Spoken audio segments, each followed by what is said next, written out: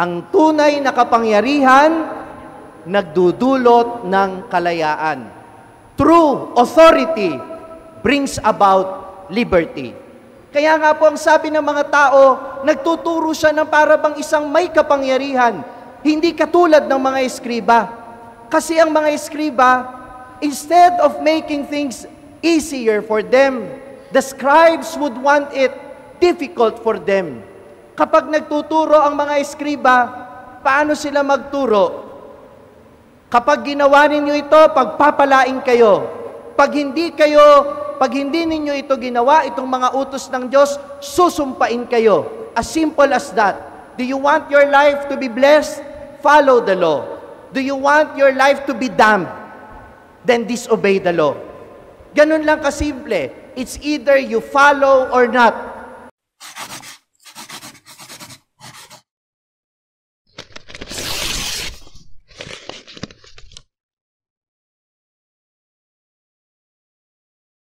Sumainyo ang Panginoon. At sumayo rin. Ang mabuting balita ng Panginoon ayon kay San Marcos. Papuri sa iyo, Panginoon.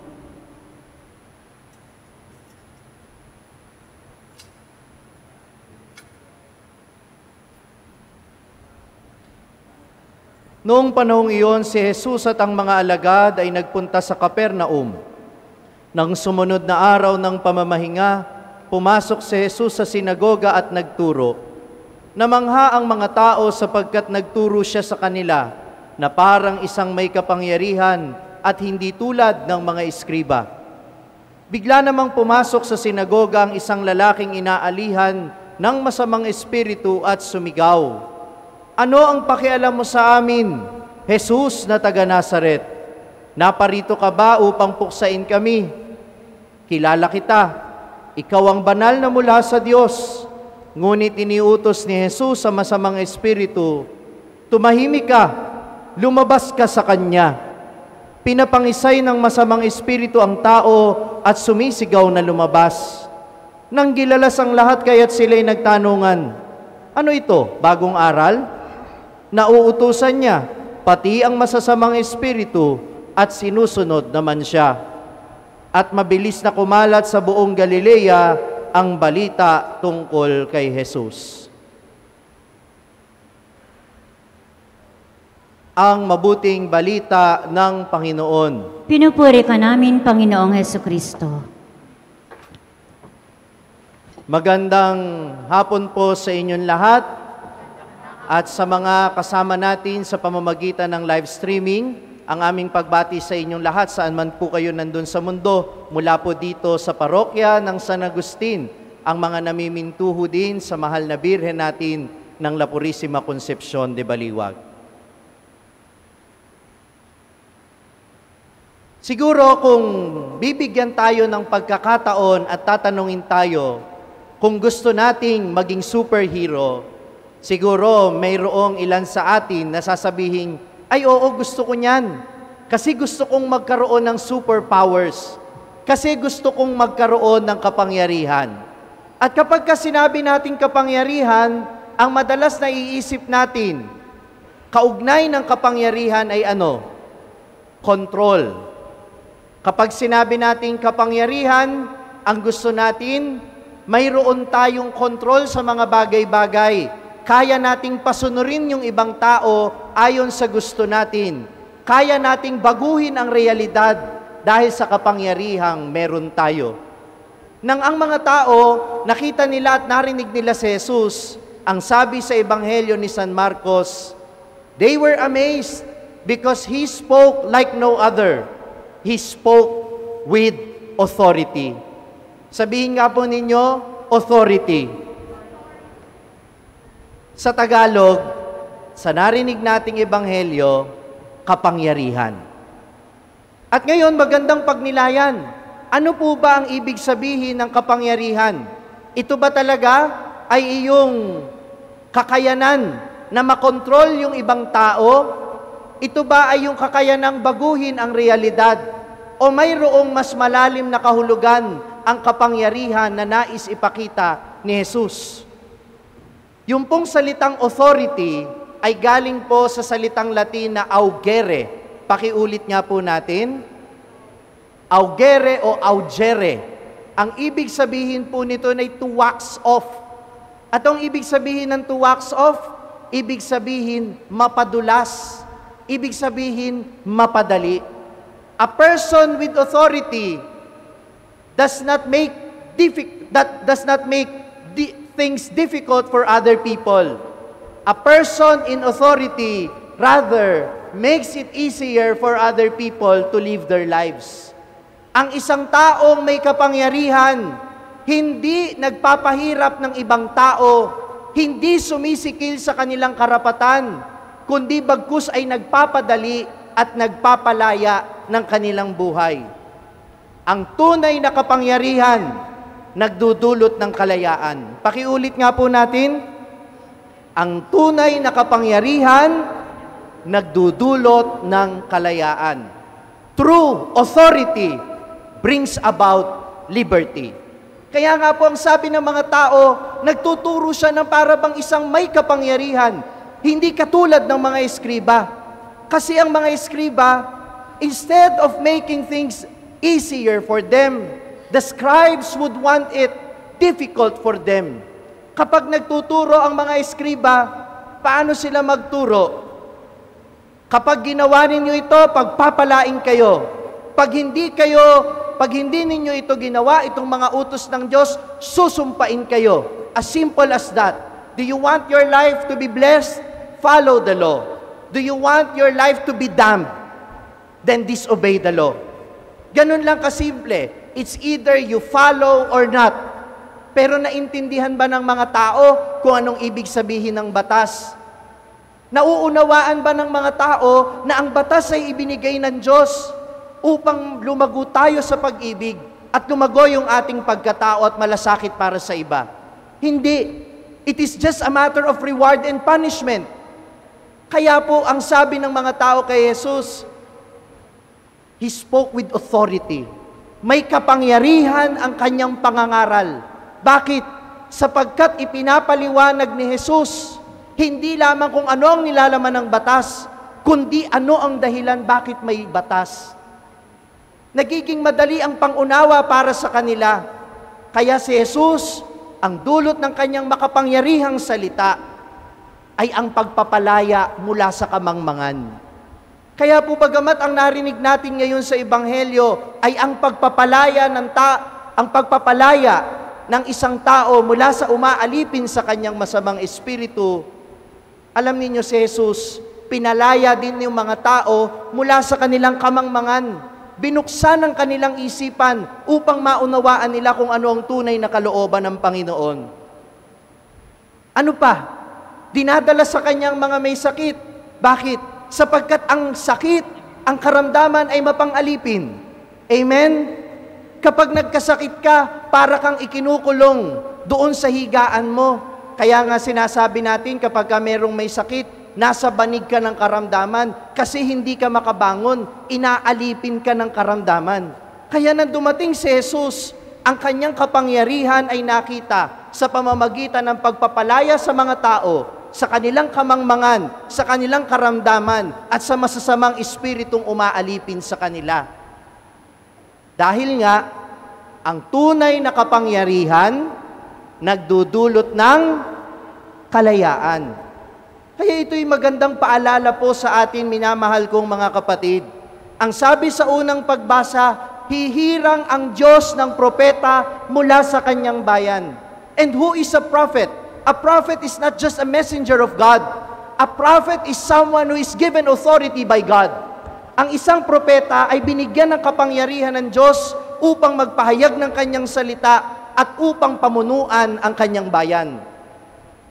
Ang sabi ni Moises, mula sa inyo ay pipili ang Diyos ng isang propeta, na para bagang sinasabi rin sa ating lahat, tayo ay pipiliin din ng Diyos, bibigyan ng kapangyarihan para mamuno. And you don't have to look elsewhere. Just look at your lives. Hey, you are given an authority. Binigyan ka ng karapatan. Binigyan ka ng kapangyarihan. Kung mayroon kang mga anak, may kapangyarihan ka sa mga anak mo. Kung ikaw ay binigyan ng maraming pera, may kapangyarihan ka doon sa kung paano mo gagamitin yung salapi mo. Kung ikaw ay may negosyo, may kapangyarihan ka sa mga tauhan mo. Kung ikaw ay nagtatrabaho, team leader sa isang call center, o kaya naman ay pinuno ng mga kasambahay, mayroon kang kapangyarihan. Kaya hindi mo pwedeng sabihin wala kang pera, wala kang kapangyarihan. Hindi mo pwedeng sabihin na hindi ka pa promoted, wala kang kapangyarihan. No, in your own ordinary life, you are given power. You are given authority. And let me ask you this question. How do you use your authority? Is it to control other people or to empower them? Ang sabi po sa amin, sa Ayala Young Leaders, leaders empower leaders. Pakiulit nga po. Ang isang mahusay na pinuno, hindi niya nais na kontrolin yung mga tao sa paligid niya. Ang isang pinuno, nais niyang maging malakas yung pinamumunuan niya para dumating ang pagkakataon na hindi na siya ang mamumuno kundi yung iba. Sabi nga sa aming mga pari, paalala sa amin noong Monday, sa aming priest recollection, sabi ni Monsignor Jerry Santos, priests are empowered to be disempowered. Ang pari ay binigyan ng kapangyarihan upang mawalan ng kapangyarihan.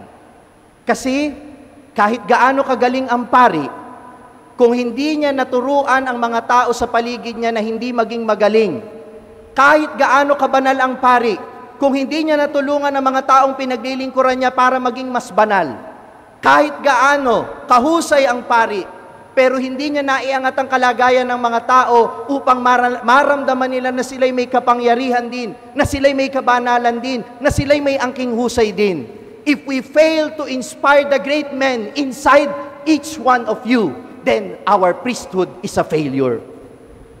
If we fail to give life to you, if we fail to inspire you, then our priesthood is useless. Bakit? Kagaya ni Kristo, binigyan kami ng karapatan, hindi para magkaroon lamang ng fans club.